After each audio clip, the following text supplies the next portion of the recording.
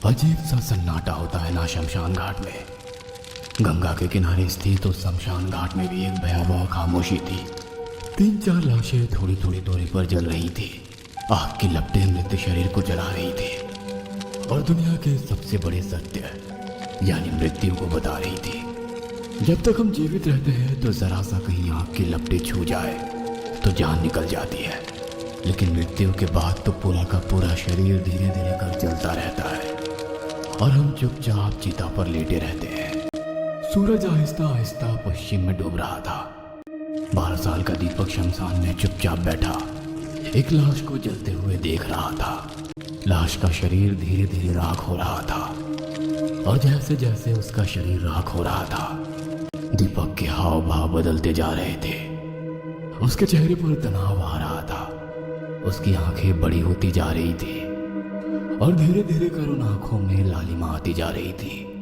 लाल, सुर्ख लाल, खून की तरह लाल हो रही थी उसकी आंखें। अचानक वो जोर से चीखने लगा।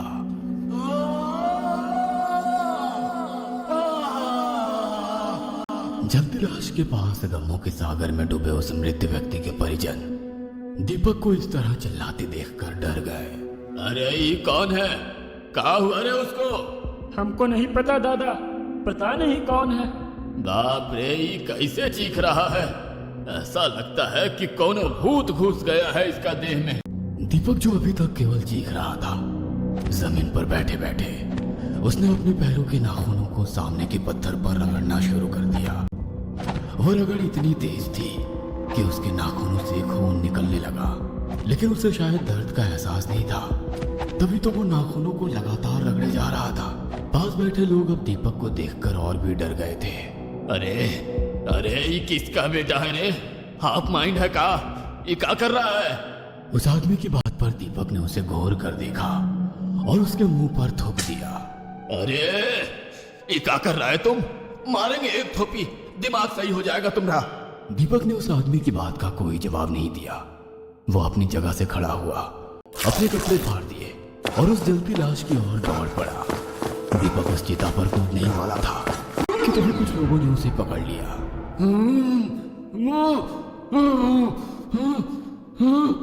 दीपक कुछ बोल तो नहीं रहा था, लेकिन गुस्से से वो सबकी ओर देख रहा था और मुंह से डरावनी आवाज निकाल रहा था। अचानक पता नहीं कहां से उस 12 साल के दीपक में इतनी ताकत आई कि वो उन सभी लोगों को जोर से धक्का दे दिया। वह फिर से चिता में कूदने ही जा रहा था कि राधेश्याम नाम का आदमी गगन काका के साथ वहां आ पहुंचा। दीपक, अरे ना बेटा ना। गगन काका ने अपने थैले से राखनुमा कुछ चीज निकाली और दीपक की ओर उछाल दिया। दीपक जमीन पर गिर पड़ा और तड़पते हुए शांत हो गया। पिताजी, ये देखिए, ये का मिला है हमको स्कूल में। अरे ये तो कौनो मेडल है। पिताजी, हम अपने स्कूल में टॉप आए हैं। टॉप? अरे टॉप मतलब हमारा नंबर सबसे ज्यादा है। जानते हैं, अब हमको स्कॉलरशिप मिलेगा, मतलब छात्रवृत्ति। सरकार हमको आगे की पढ़ाई का पैसा देगी। राधेश्याम अपने बेटे को बोलते हुए सुन रहा था और उसकी आंखें भीग रही थी। राधेश्याम और जानकी का इकलौता बेटा था दीपक। राधेश्याम और जानकी दोनों ही अंगूठा छाप थे और दूसरों के खेतों में काम करते थे। तमाम दिक्कतों के बावजूद वो अपने बेटे को खूब पढ़ाते, क्योंकि उन्हें पता था कि पढ़कर ही उसके बेटे की किस्मत बदल सकती है। दीपक हर शाम स्कूल की बातें अपनी माँ और पापा को जरूर बताता। सूरज ढल गया था। जानकी ने लालटेन जला दी थी। दीपक उसकी रोशनी में पड़ रहा था। उसके बगल में ही राधेश्याम हाथ वाला पंखा जल रहा था। तभी जानकी हाथ में खाने की थाली लिए उसके पास आई और दोनों को इशारों से खाने के लिए कहा। राधेश्याम ने जानकी के हाथ से खाना ले ली, लेकिन दीपक ने कहा, अम्मा, थोड़ी देर में खाते हैं, तुम खाना ढक कर रख दो ना। जानती हो, आज हमको मास्टर जी का पढ़ाए। अब हमको कैसे पता होगा? हम कोनो स्कूल गए हैं का? मास्टर जी न्यूटन का तीसरा गति नियम बताए हैं। अब ये न्यूटन कौन है और वो का बताया है? माँ, वो बहुत बड़ा वैज्ञानिक था। उसका तीसरा गति का तीसरा नियम ये है कि हर एक क्रिया के बराबर और विपरीत प्रतिक्रिया होती है। मतलब हम कुछ भी करते हैं तो उसकी प्रतिक्रिया जरूर होती है। जैसे ही देखो हम इस गेंद को यहाँ दीवार पर मारेंगे तो ये वापस हमारे पास आएगी। ये देखो आ गई ना। हम गेंद को दीवार पर फेंके, वो क्रिया हुई, और गेंद वापस आई, उसे कहते हैं प्रतिक्रिया। अरे तुम्हारा ये न्यूटन जरूर भगवत गीता पढ़ता होगा, क्योंकि सब तो वही लिखा है, इंसान जो करता है उसका फल मिलता है, चाहे अच्छा हो या बुरा, कर्म फल जरूर मिलता है। भगवत गीता। यही आखिरी बातचीत थी दीपक की अपने माँ बाबूजी के साथ, क्योंकि उस रात के बाद तो सब कुछ बदल गया था। दीपक देर रात तक पढ़ा करता था। उस रात भी वो मन लगाकर पढ़ रहा था। तभी उसे लगा कि उसके कानों में कोई आवाज आ रही है, किसी के चिल्लाने की आवाज। कौन है? दीपक को डर लगने लगा था, लेकिन फिर भी उसने उस आवाज को अनसुनी कर फिर से पढ़ाई करने की सोची। लेकिन अचानक से उसे लगा कि उसके शरीर में कोई प्रवेश कर गया है। उसके प्रवेश करने के बाद उसका खुद पर नियंत्रण नहीं रहा। वो जोर जोर से हंसने लगा, फिर हंसना बंद करके चीखने लगा। राधेश्याम और जानकी भागे भागे उसके पास आए। अरे क्या हुआ है बेटा, ये ऐसे काहे चिल्ला रहे हो तुम? दीपक उनकी बातों का कोई जवाब नहीं देता है और पास ही पड़ी अपनी किताब कॉपी को फाड़ने लगता है। अरे दीपक, क्या हुआ है बेटा? ये किताब कॉपी काहे फाड़ रहा है? वह भी उनकी बातों का कोई जवाब नहीं देता, बल्कि उनकी ओर घूर घूर कर देख रहा होता है। उसकी आंखों का रंग बिल्कुल बदल गया था। उसके चेहरे के हाव भाव भी, वह अजीब सी आवाज में गुर्रा भी रहा था। अचानक उसने अपनी माँ पर हमला कर दिया और उन दोनों का गला दबाने लगा। जानकी, ये हमारा दीपक नहीं है, ये कौन और है। राधेश्याम और जानकी जोर जोर से चिल्लाने लगे। पल में ही गांव के कई सारे लोग इकट्ठे हो गए। अरे क्या हुआ है? कौन जानवर वानवर घुस गया है क्या घर में?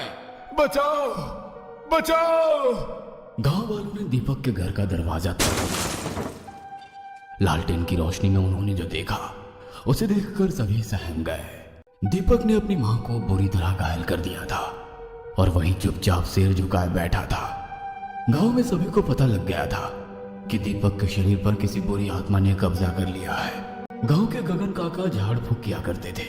उन्होंने कई बार अपनी तंत्र मंत्र की शक्ति से भूत और प्रेत की व्याधि में फंसे लोगों को बचाया था। उनकी मदद ली गई, लेकिन गगन काका का भी मंत्र शक्ति दीपक की ताकत के आगे फेल हो गई। दीपक ने उन्हें बुरी तरह मारा। वो तो कई लोगों ने दीपक को पकड़ लिया, नहीं तो वो गगन काका को जान से मार देता। दीपक कभी लोगों पर हमला करता तो कभी खुद को ही मारने की कोशिश करता। ये बहुत ताकतवर आत्मा है और खूंखार भी। इससे निपटने के लिए हमको कुछ और चीजें चाहिए होंगी जो अभी हमारे पास नहीं है, और वो सब सामान जुगाड़ करने में कम से कम 2 दिन तो लगेगा ही। तब तक तुम लोग इसको बांध कर रखो, हम जल्दी कुछ करते हैं। दीपक को बांध कर रखा जाने लगा, लेकिन पता नहीं उस दिन उसके अंदर कहां से हिम्मत आ गई और वो लोहे की जंजीर तोड़कर शमशान की ओर भाग गया। वो तो गांव के कुछ लोगों ने उसे शमशान जाते देख लिया था, जो राधेश्याम चाचा को बताया गया, और राधेश्याम चाचा गगन काका को लेकर शमशान पहुंचे। उस दिन गगन काका पूरी तैयारी के साथ वहां गए थे। दीपक को घर लाया गया, उसे एक बार फिर से बांध कर रखा गया। गगन काका दीपक के पूरे घर में घूम रहे थे और पता नहीं क्या सूंघने की कोशिश कर रहे थे। साथ ही अपनी झोली में रखी राख को घर के अंदर फेंक रहे थे। जैसे ही वो राख को फेंकते, एक आवाज उनके कानों में आती, किसी के चीखने की आवाज। लेकिन वो आवाज सिर्फ गगन काका ही सुन सकते थे और कोई नहीं। कोई तो आया है, कोई आया है राधेश्याम, कोई आया है इस घर में, कहीं छिप कर बैठा है, वही कर रहा है तुम्हारे बेटे को तंग। कौन आया है? ये हमको नहीं पता, लेकिन तुम्हारा बेटा ही उसे लेकर आया है, वो खुद नहीं आया। हम भी ना बड़ा होकर न्यूटन जैसा वैज्ञानिक बनेंगे। कितने काम की चीज बताया है उसने। हर क्रिया के विपरीत प्रतिक्रिया होती है, मतलब पढ़ेंगे तो पास, नहीं पढ़ेंगे तो फेल। स्कूल से लौटते वक्त दीपक यही सब सोचता हुआ घर की ओर आ रहा था। तभी उसकी नजर गांव के चौराहे पर पड़े उस नींबू और मिर्ची पर गई। पहले तो उसे समझ नहीं आया कि वो नींबू है, क्योंकि उस नींबू का रंग पूरी तरह लाल था। उस नींबू में कई सारी सुइयां भी चुभोई हुई थी। पता नहीं दीपक के मन में क्या आया, उसने उस नींबू मिर्ची को हाथ में उठा लिया। हाँ, हर एक क्रिया के बराबर और विपरीत प्रतिक्रिया होती है। अगर हम इस नींबू मिर्ची को घर ले गए तो क्या प्रतिक्रिया होगी? कुछ होगी भी या नहीं? अगर होगी तो न्यूटन की बात 100% सही होगी। अगर नहीं हुई तो मास्टर जी को हम बोलेंगे कि न्यूटन ने गलत बात बताई है। पूरे घर को सूंघते सूंघते गगन काका की नजर दीपक के स्कूल बैग पर गई। थोड़ी देर वो स्कूल बैग को घूरते रहे, फिर उन्होंने बैग के अंदर हाथ डाला और नींबू और मिर्ची को बाहर निकाला। वो थी तो नींबू और मिर्ची, लेकिन अजीब मनुष्यत झलक रही थी उसे देखकर। राधे श्याम, भी किसी का उतारा किया हुआ नींबू और मिर्ची है। इसे तुम्हारा बेटा अनजाने में उठा लाया है और वो आत्मा इसके पीछे पड़ गई है। किसने किया है ये उतारा? ये तो हमको नहीं पता, लेकिन तुम्हारा बेटा अब कभी ठीक नहीं हो पाएगा। काहे कि उतारा को कोई काट नहीं सकता, कोई नहीं। तुम्हारा बेटा ने बहुत बड़ा गलती किया है। मनोज, तुम्हें कितनी बार कहा है कि शाम के समय घर के पिछवाड़े के उस पेड़ के पास मत जाया करो।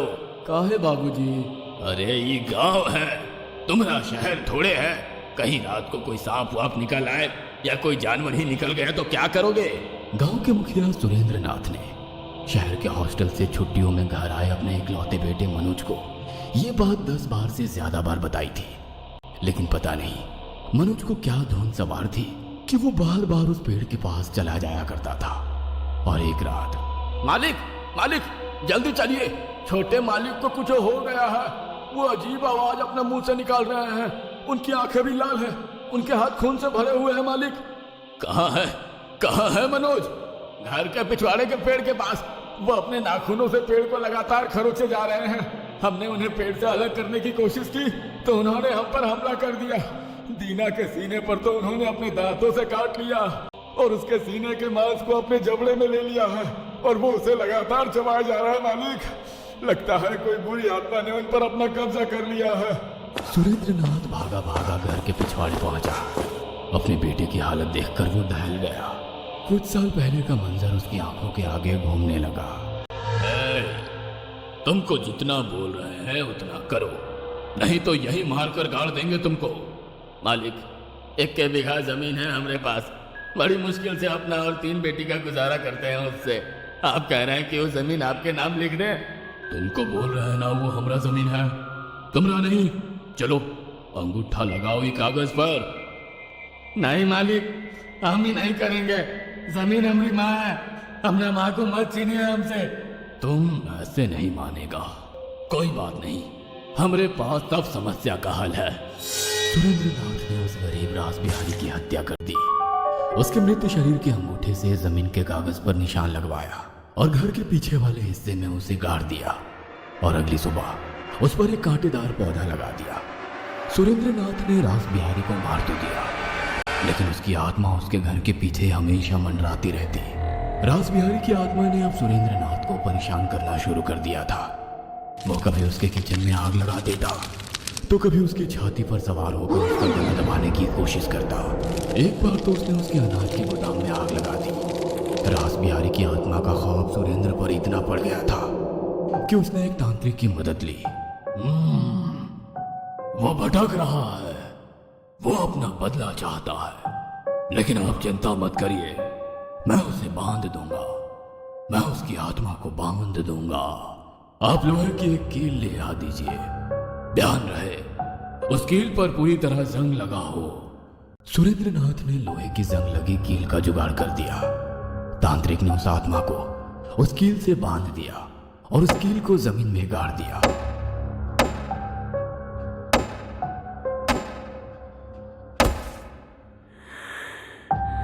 एक दिन सुरेंद्र नाथ का बेटा जब अपने घर के पीछे खेल रहा था, तभी उस कील से उसे चोट लग गई। उसका पैर लहूलुहान हो गया। उसने गुस्से में जमीन से उस कील को खोदकर बाहर निकाल दिया। शमशान के उस तांत्रिक के पास सुरेंद्र नाथ अपने इकलौते बेटे के साथ बैठा हुआ था। मनोज को जमीन पर आटे से बने एक गोल घेरे में बिठाकर रखा गया था। तांत्रिक के आगे आग जल रही थी और वो मंत्र जाप करते हुए हवन कर रहा था। जैसे ही वो मंत्र पढ़कर आग में आहुति डालता, मनोज अजीब अजीब सी आवाज निकालने लगता।